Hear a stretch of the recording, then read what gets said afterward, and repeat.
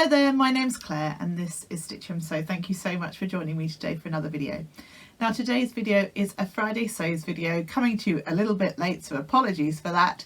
And I'm here to talk to you today all about what I've been up to in terms of sewing and what I've got planned for the week ahead, etc. So if that interests you, please stick around with me today. Now, as I'm sure you're all aware, the hashtag Friday Sews is where lots and lots of lovely sewing vloggers all post about what they've been up to and have a chit chat with you.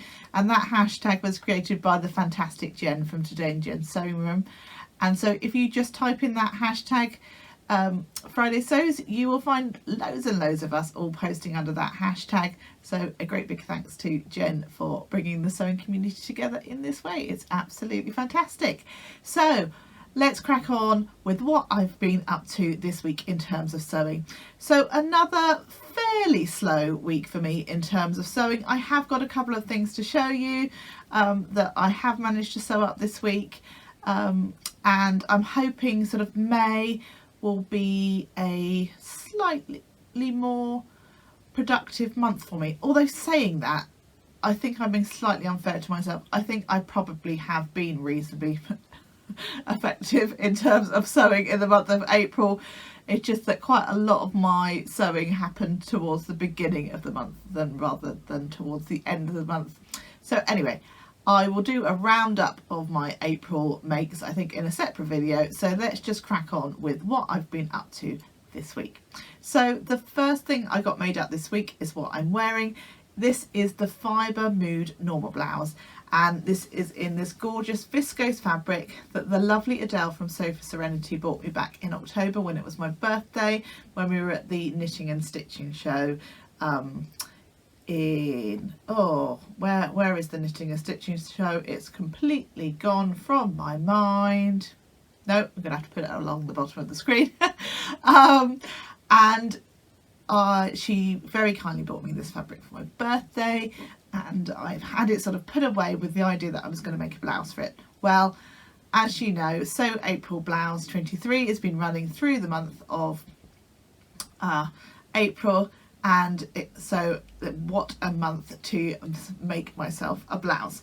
So what I've done with this blouse is made a couple of adjustments to suit myself. Has it all worked perfectly? Probably not quite, but am I pleased with the result? Yes. Would I tweak a few changes on the next make? Yes. So let me talk you through those. So I am 5'8", 5'9", and so I always have to lengthen patterns in the bodice because they always come up a bit short on me. So this was no exception. I think I added 2 inches, possibly even 3 inches. I will double check that and pop it along the screen for you. And I also added some length to the sleeves because I wasn't convinced that they were going to be long enough. Now, if I sort of pull them right down and put my arm down, I feel that they're a smidge too long. So I probably would only do a ½ inch to 1 inch next time. But I'm generally kind of like wearing them a little bit pushed up. They've got this lovely sort of sleeve cuff on, which just allows me just to kind of push it up above my elbows anyway. So yeah, I'm to be decided on the length if I was to make it another time. It is a little bit too big, if I'm honest with you. It's sitting off my shoulders slightly. I would prefer that sleeve head to be more like that. And the V, if I'm having this in probably the correct place it should be, is quite low, particularly if I was going to wear it to work. And so I'm sort of just pushing it back just slightly when I'm wearing it. But I think if I was to make the smaller size, that would just bring that up just ever so slightly. I also did a slight bit of grading between sizes at the hip area just to bring that out slightly. And that's worked quite nicely. But I think I could side down at least 1 size, potentially 2 on the top part. But I do really love it. I love this fabric. It was lovely to work with. I had to be a little bit careful in relation to runs. I think I've got a small run on the back. I just used a really fine needle to do that. And I picked up these buttons from my local haberdashery. Now, so some time ago I spoke about the fact that the fabric shop that was near me was closing down, but I have since found a tiny little haberdashery slash fabric shop, which is really tiny, and it feels a little bit like you're going into somebody's back room because it's kind of in another shop up some stairs, and it's a little bit of a, like, I don't know how to describe it. It's a bit overwhelming when you go in there, if I'm quite honest with you. It's a very small space. There's lots going on in there. It's not particularly tidy, but there are definitely some treasures to be found in there. And I found these buttons in there. So it's going to be great for things like thread and buttons and things like that. But if I'm honest with you, I find it a little bit intense in there, because it's a little bit like walking into your granny's very untidy back bedroom, if I'm honest. But hey ho, it's there and it's useful to have. So yeah, would I make the fibre mood Norma again? Absolutely I would. I would size down. I would watch this shoulder placement, just sort of bring that up a little bit, but I think perhaps if I was making the smaller size, it would naturally come in a little bit. I think, yeah, I needed to make at least a size smaller. But I think the overall look is quite good. I will try and get some photos and stuff for you as well.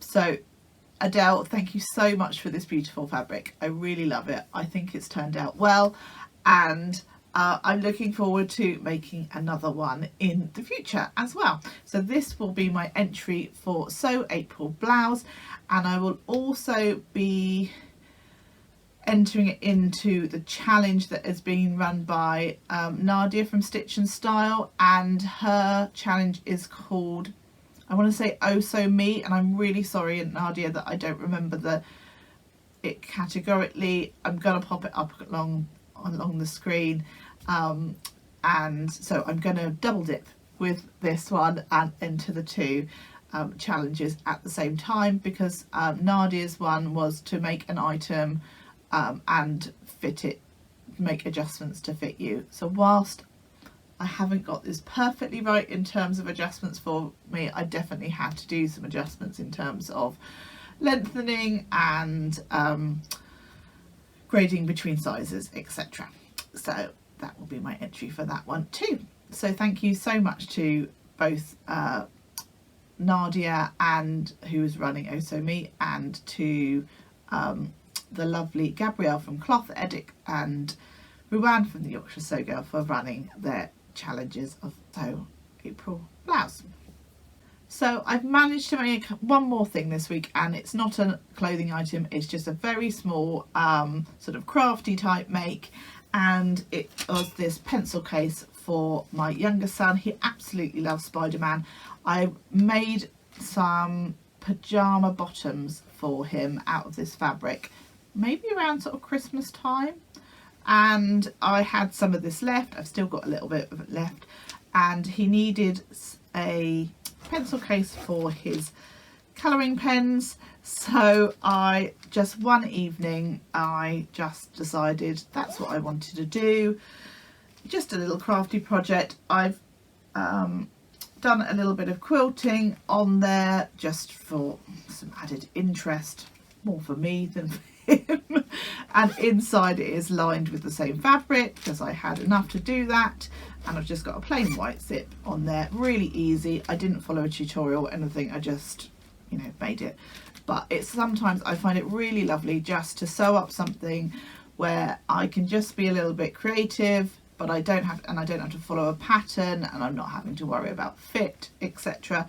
But I get to make something and sort of fulfill that kind of need that I might have that evening or day or whatever, to make something and just kind of follow my own mind rather than what someone else has designed. So yeah, that was another little thing that I made this week. So the next thing that I've got to show you is just a very simple little make. It's so small that I feel almost funny showing you, but it is something that I sewed up this week.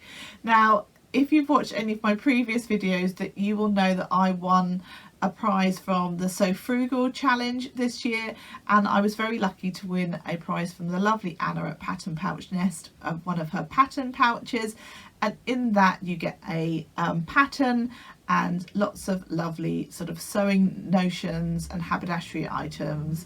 And one of the items that I received were these lovely snips. Now they're really lovely, really sharp and effective, but obviously I've got small children around with me, so I've been worried about them kind of grabbing hold of them and getting their hands on them really. So I decided that I wanted to make a little sort of holdall little case, tiny little thing that they could just sit in, and the sharp bits would be out of the way. So I just found some scrap fabric that I had, and the reason I went with blue is because I already had blue in my machine. Yes, I'm that lazy, and I've literally just made up this little pouch. This took me a few minutes to do. I did a tiny little bit of quilting following the lines of the fabric, just because again I had the blue thread in there. Basically it's just a rectangle, two rectangles. I've used a little bit of sort of fusible fleece on the inside just to give it a little bit of cushioning, and one corner has got a rounded edge on, and I've just very slightly pressed that down as well just to give it a little bit more shape there. And it's just a really tiny simple item that I can pop my snips in. They're safe and protected. So yeah, as I say, I feel a little bit funny showing you this because it's so insignificant, but another little item that I've sewn up this week. So that's everything I got sewn up this week. I'm really looking forward to May, thinking about the things that I want to sew up during the month of May. So I'll be popping together a plans video over the next couple of days hopefully, and bring that out to you in the early part of May. And I'll also do a roundup, as I said before, of everything that I've got made up in the month of April. Now I can't sort of finish today's video without talking about obviously my plans for the week ahead, but also just talking about Selfless Sew April 23. Now this is a challenge that myself, the lovely Crystal from my social thread, and the wonderful Adele from Sew for Serenity have been running, with the idea that you sew up something for other people, i.e. a selfless sew. And we've had a whole vlogger tour going on through the month of April, so a massive thank you to everybody that has put out a vlog of their ideas and inspiration. I've watched every single one of them. They've been absolutely fantastic, so thank you so much. And thank you so much to everybody that has been watching those videos and supporting those lovely videos and the lovely YouTubers. Thank you so much for getting behind the challenge. To everybody that has been posting under the Selfless Sew April 23 WIP hashtag. So that was the idea, is that you post your sneaky peeks and your works in progress over there. That's been really fun to see all of those. And obviously to everybody that has taken part and entered into that hashtag Selfless Sew April 23. Amazing. You guys are incredible. Thank you so much for entering. It's wonderful. It's been such a great month, really busy, but not just because of the challenge, but because of everything else that's been going on in my home life, etc. But yeah, thank you so much for supporting the challenge, getting behind it. It's been fantastic. And a huge thank you, I cannot leave without talking about our wonderful sponsors. We've had over 50 sponsors with some amazing array of prizes, and yeah, it's going to be a really fun thing to obviously get those all dished out to everybody, to all the winners. So the idea is that there are 5 categories where there's going to be 3 prizes per category, and then a whole bunch of random picked winners as well. So everybody is in the chance of winning a prize, and yeah, it's just so exciting. So thank you so much for getting behind the challenge and supporting it. And then my plans for the week ahead. So I'm recording this on Saturday the 29th, and obviously the challenge launch day, or the reveal day, is the 30th, should I say. And this evening I'm off to a sewing social that is run by the lovely Catherine from Soberton Makery. This is the 3rd time I've been, and I think it's her 4th session. I couldn't make the last one because I was at the Stitch Festival and I got back really late from London after the show, and then we went out for a meal and things, so by the time I'd got back it was super late and I wasn't able to go. But I'm really looking forward to doing that, and I have sorted out what I'm going to be making this evening. I'm going to be doing my final Selfless sew make, which is my some slippers for my sister, so I'm hoping to get those sewn up, or hopefully I might get them done. It depends how productive I am and how much chatting I do, and not very much sewing, because sometimes that can happen when you go to a sewing social.